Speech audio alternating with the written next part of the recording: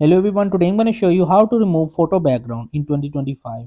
I will recommend it for this application which is called CapCut.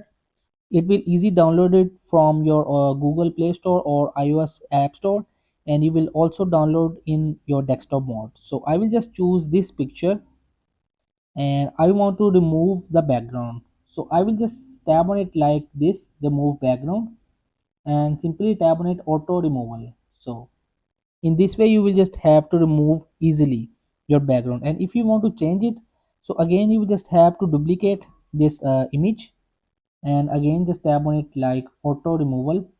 So from here in the left side you will see the library option. So from here you will just choose any background what you have like this one. So you will have to just simply add in this center like this. So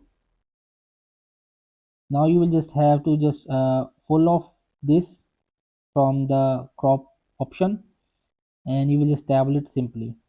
So in this way you will have to remove photo background in 20.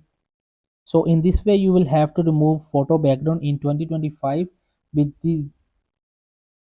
So in this way you will have to remove photo background in 2025 using this application which is called CapCut. So hope this video helped you. Please don't forget to like and subscribe and get notified for more videos.